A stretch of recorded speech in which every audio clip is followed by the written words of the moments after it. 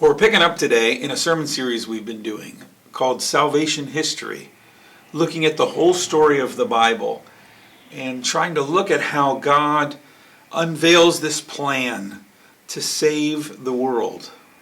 We started in the beginning in the book of Genesis and looked at the fall, that God made the world good, that He set humanity over the earth and intended to rule through humanity, that He intended for humanity to fill the earth and to subdue, to be fruitful and to multiply.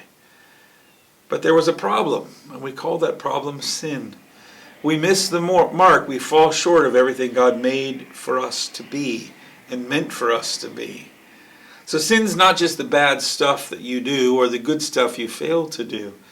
Sin is our separation, our brokenness in our relationship with God. And that only gets worse over time.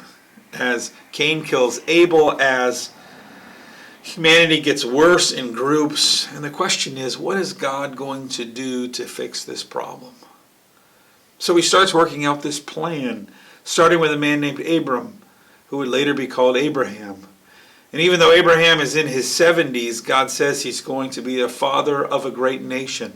And that this nation would be blessed, and that through him all the nations of the world would be blessed. Abraham has a son Isaac, who he almost sacrifices but does not. Isaac has a son named Jacob. Jacob has 12 sons that become the 12 tribes of Israel. The brothers sell one of the younger sons, Joseph, into slavery in Egypt. But what they meant for harm, God meant for good. And Joseph ends up saving the family from a famine by bringing them to Egypt.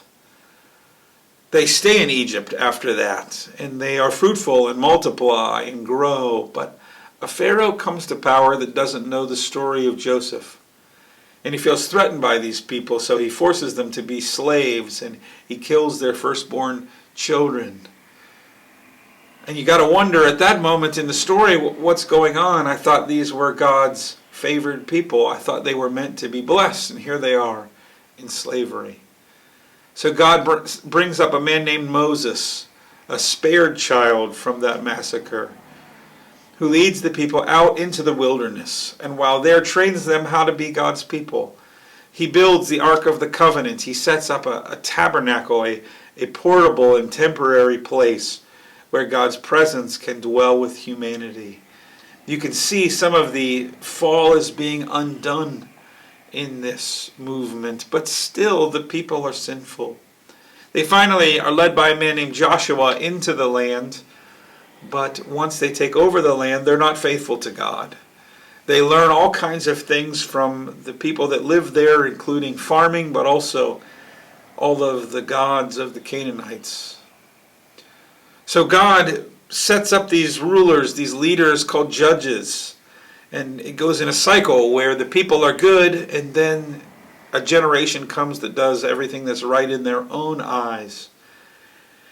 And so God has to, God uses a foreign people to bring them under subjection, and then God has to rescue them when they cry out. And these judges like Gideon, like Deborah, like Samson, rise up, defeat an enemy, and then rule over, judge, lead the people for a period of time. But then the next generation repeats the cycle. They do what's right in their own eyes. And we tracked how in the book of Judges, it's not just a cycle, it's a downward spiral where the judges keep getting worse and worse and worse because they are also sinful.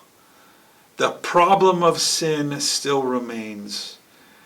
And the book of Judges ends with a line about how Israel does what's right in their own eyes because they don't have a king.